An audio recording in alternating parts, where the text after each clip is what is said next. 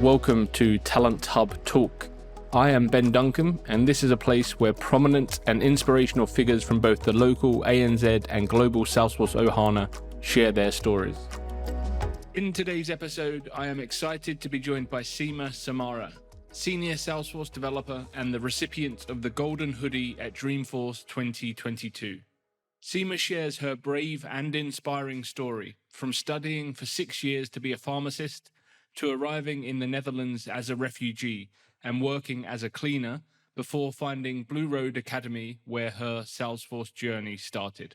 Sima talks us through what the Salesforce ecosystem means to her, what it was like being awarded the Golden Hoodie during the keynote with Marc Benioff at Dreamforce 2022, and why she is so passionate about helping others into a career in Salesforce. I hope you enjoy the episode. Sima, welcome to the show. Thank you. Thank you very much, Ben, for having me. Absolutely, my pleasure. I'm really excited to have you as a guest. We've, as I was saying offline, we've seen your kind of journey evolve and the story on LinkedIn, and I'm really keen to explore that and find out a bit more about you.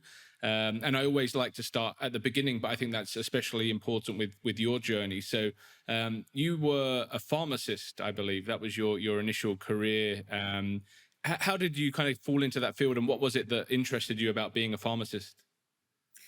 I think I liked so much science in general and biology. So it was very interesting for me to do also, because in pharmacy, you do a lot of analyzing, and then you have to really study the medicine and side effect. So I enjoyed the science part of pharmacy a lot.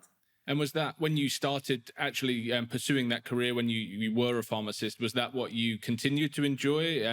Did you feel that you'd found your calling and that was going to be your career for the rest of your life?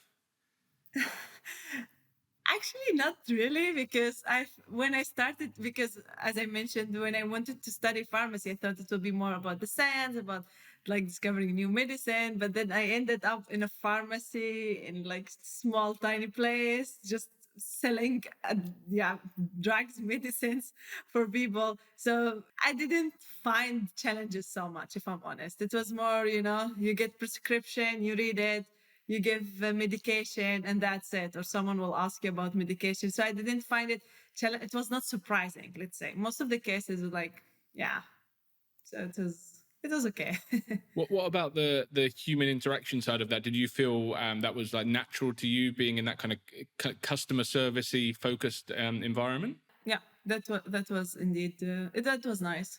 So obviously, people that have seen some of the content online, obviously the stuff that was at Dreamforce with yourself and things around your story will already know. But for anyone that hasn't seen that, can you tell me a little bit about how the next steps unfolded and how you came to settle in the Netherlands? That's a very good question. Actually, a refugee. So I'm from Middle East, and if maybe not people, a lot of people already know the situation there is a little bit more tough for women, for LGBT, or for anyone who has a little bit, open-minded about a lot of situations. And I was one of those people. So I wanted my freedom. I was asking, and I spoke up for women rights, LGBT rights, and even free of any restrictions. And unfortunately, that was not welcoming. And so the government was not really happy about what I was doing, because I started a non-profit organization. I thought like, hey, this non-profit organization can help some people. And so we can speak all together and speak up. But unfortunately, that was not the case. And so the situation started to be complicated, where I had to leave my country. And as you mentioned, I was a pharmacist, and then when I came to a new country, usually it's very complicated to work exactly what you have done at your home. So that where started to find difficulty, because I couldn't be pharmacist again here. Mm-hmm. So obviously, incredibly brave of the journey that you went on, and I can only imagine what that would feel like going into a new country and not being able to do the job that you've pursued and the role that you kind of studied for and so on. So at that point, what did you see as your job prospects? Like, what were the options to you in terms of obviously if pharmacy wasn't an option, what other things did you consider? Yeah, it was very difficult to find any job because you don't speak the language. So the only thing I managed to find is actually cleaning and being a housekeeper, because then you don't need to speak to anyone and you don't need to communicate with customers or anything. You just do stuff on your own. So I had been actually working as a housekeeper for 1 year and a half. Yeah, it's crazy, right? And obviously, no disrespect to anyone in that profession, but it must have been a big difference to what you'd done before. You know, you must have felt that you were capable and able to go on and do more than you were doing. Yeah, exactly. It was, it was nice job, and anyone, like as you mentioned, it's okay to do it. But I only felt that I missed what I had been doing, or at least I studied for a long time, and I would love to use the science and everything I studied for 6 years, so it was quite long journey. And then all of a sudden, I ended up in something, yeah, doesn't relate to what I have been studying. So that was disappointing. And had you ever thought of a career in IT at any point in your career or journey up until that point? No, never. I have always have said it. I didn't know anything about computer, only like, laptop, turn it on, and that's it. And I even didn't have a laptop myself. I was only using my brother laptops or someone laptops. But no, I didn't use so much computers. Crazy, right? So how did you at the time Refugee Force was the initiative that helped you. How did you come across them? I know their name has changed now, but how did they help you? What kind of support did you get? Yeah, Blue Road Academy. It's now their name, and I was just, because as a housekeeper, sometimes you have quite a lot of time during the day. I only was working for 3 hours per day, so the whole day was mine. And most of the time, I was just Google or like doing stuff on my Facebook, and then I saw advertisement talking about, hey, and the nice thing about advertisement, they didn't look at your Dutch language, so there was no Dutch language requirement, there was no background, they didn't say, hey, you have to study this or that, there was nothing. So everyone was welcome as long as you're a refugee and you speak English. Those are the only two things that you need to do, and that's it. You can come and be within Blue Road Academy and like attend the course. So what was the course was, I guess, taking you from zero to a point where you'd be comfortable securing a job in Salesforce. But was everyone on the same path? Like, was it always admin first or development? Like, did you have to choose which path you went down? It's always admin. You start as an admin. And in my situation, I started as an admin, and the course was almost 3 months. And I finished the course. And after that, I got a job as a Salesforce admin. And within that company, there was a lot of developer. And then I started to feel like, hey, development is really fun. And it's like you feel they are making magics and stuff. I was like, wow, this is interesting. And then I started to learn on my own, and yeah, with the help also from other colleagues who already are developer. So I managed to also take developer path. So what did you find easy and what did you find difficult about learning Salesforce? I find, I don't want to say easy, but like everyone can learn it, and that's the nice thing about it. For example, you have Trailhead, and then they give you scenario from our life, like business life. It's not super complicated. It's not very technical that you feel like, oh, what should I do? It's more they tell you, hey, we sell that, we want to do this. How can you do it? Then you feel, okay, this is something normal, can happen in real life. Someone would love to sell something. It's easy for you to understand it. What I find difficult is actually development, programming, because there you really get more into technical.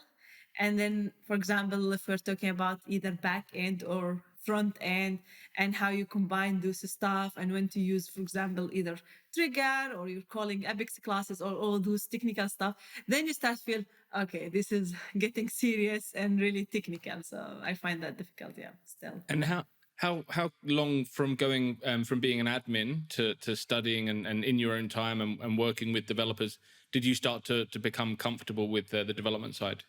I actually passed my developer exam almost after a year.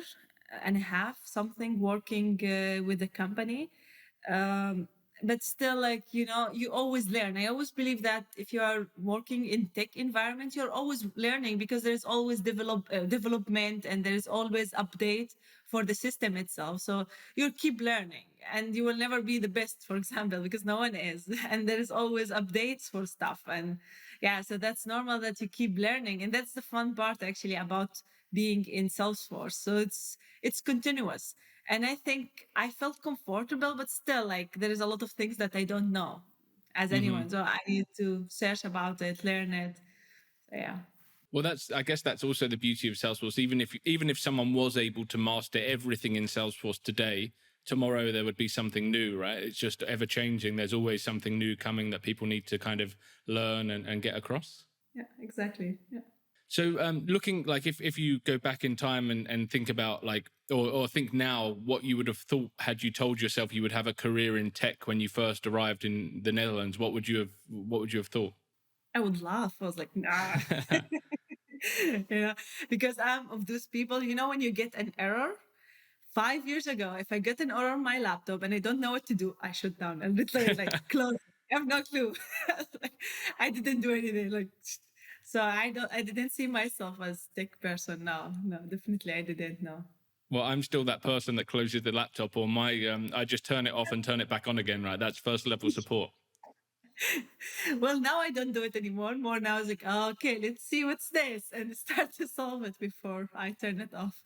Yeah, nice. So if you could give a message to anyone that finds themselves in a position where, their back is against the wall, I guess, in terms of not having being able to work in a career they want to, or not having job opportunities similar to the one that you found yourself in when you first arrived in the Netherlands, what advice would you give about people that might explore the Salesforce world?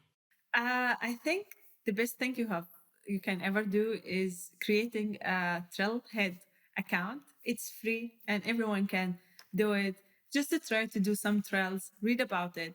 I'm so sure the moment that you start in it, it can be addicted, that you want to keep finishing levels, because you earn either badge, or like you get this congratulation, which is fun and makes you feel happy that you achieved the stuff. And in my opinion, this is how I started, at least. And then the moment that I felt like I'm finishing level, you feel satisfied because you're achieving stuff. So I can just say, please just create Trailhead account and go for it. Start with your first trail. Yeah, the amazing thing is you've really got nothing to lose, right? Because it is free, and there are so few opportunities like that in the world in technology, where you can just pick up a skill set that's in demand for free. It's incredible, and so many people probably still don't know that there is that option there. So tell me about Dreamforce. How did you feel? How did you react when you found out that you'd be sharing your story on the main keynote with Marc Benioff? Wow, that was surprising. That I think it was one of my best moments in life. It was so good. It's big stage in front of, I don't know, 40,000 people on site and more than 100,000 online. It's very special. All I can say. You feel, and also you feel very much in love with the community, because you also feel you are within your family, and then your family thank you and appreciate you, and in the same time it's like you inspire them and they appreciate that as well. It was seriously as family reunited, and yeah, that was really nice. Yeah, it's. I mean, I watched and it was incredible. And what was the moment like when you realized that it wasn't just sharing your story on the main stage, but you were also going to be awarded the Golden Hoodie? Ooh, the Golden Hoodie was really a surprise, because I didn't know at all and I didn't expect it. So I did a lot of, rehearsal for how I can grab my mic and stand, because they told me like the mic on your right. And so I remember they told me that the moment the video finish, Marc Benioff will come from the left side and talk to you. So that was it. And prepare in that moment the mic, please take it there and turn it on. And so stand. And it wasn't my mind, And then all of a sudden I saw Marc Benioff with something goldy. And I was like, oh my God, where's the mic? I was like, I got so much in a shock, like, oh, I have to hold the mic now and stand. Because it was really surprising. I didn't know. No one told me that this thing will happen. It was really special as well. And what did it mean, I guess, to some of the people that have helped support you as well? Like if we look at Blue Road Academy, like, because it shines a light on them as well, right? And I think that's also important. I think it's very important that, which I hope as well, a lot of partner and other companies are willing to take more newcomers and people who didn't have a tech background, and they believe in them because, me or other people are just examples to prove that you can really take any person who didn't have a tech background and they will really succeed and be able to build and implement Salesforce for you. And I think that's very important. And also I hope that the Blue Road Academy will get, wider and be in a lot of places, because there's a lot of refugees all over the world. And that's also very benefit for either the government or either the community you are, because it's important that those people get the job that they like and also be part of the community, instead of just they are not qualified, or you tell them, hey, your certification and diploma is not qualified in the country, but now they finally can do a job that they are enjoying with.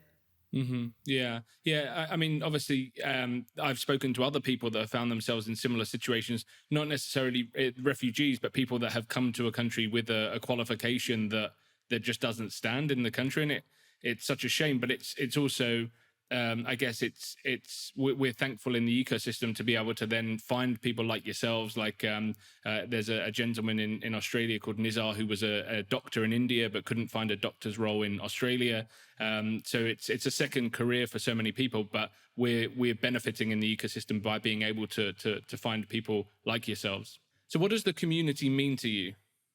Being in a new country and struggling to find friends and you are alone, I feel Salesforce community is really my family. I had my birthday last week and I had over around 15 people, and all of them are Salesforce community. Because, No way. when I wanted to think, hey, who I should invite for my party, and really all my friends is Salesforce community. It's so funny. Even I was telling Gaspar, he's the co-founder of Blue Road Academy. I was telling him, oh my God, I feel like I am hosting an Salesforce event in my birthday party at my home, because, everyone is, and even like the picture, Gaspar saying, oh my God, I recognize everyone in the picture. Like it's just the community. So they are more than family. They are really close to me and I like them so much.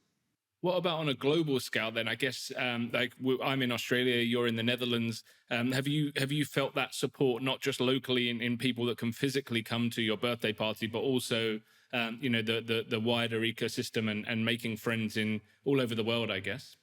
Yeah, indeed. Yeah. In San Francisco, now Australia, as you have said. So everywhere you feel like you are connected to everyone. So I guess my final question is around now your stance and what you're doing to help others and like why that's so important to you. So from your journey, obviously you're encouraging, and people seeing and hearing your story will encourage. But what are you doing now to be there in person for other people in similar situations, and why are you so passionate about doing that? Recently I started with other two co-founders, Trailblazer. Trailblazer community is also, we are with collaboration with Blue Road Academy, and the idea that we're trying to, most of the students, they graduate from Blue Road Academy, and sometimes they have difficulty to find either a job or a place to live. And because for a refugee, it's sometimes complicated, and Blue Road Academy will be able to teach you Salesforce and help you definitely to find a job. But sometimes some students, they are not so motivated to do some stuff or shy. So with the Trail Keeper, we are trying to keep them together and have some sessions to help them either how can they do in the interview, like doing special sessions for helping them finding a job, where they apply, and more motivate them at what they have to share in the interviews, how they have to check their contract, their offers, what they expect in Salesforce ecosystem, because they don't know, for example, what they have to work on and what are the skills they needed. So we're trying more to qualify them to be able to really get a job. So amazing. And when I have one other question, actually, when you studied for 6 years to become a pharmacist, you became a pharmacist and you weren't sure if that was the right career for you. You didn't get to do the things you loved. Is Salesforce the career for you now? Have you found your calling? Yes, so far, definitely. Yeah, I have been, this is my 4th year. So yes, I have Amazing. been now, and I really enjoy it.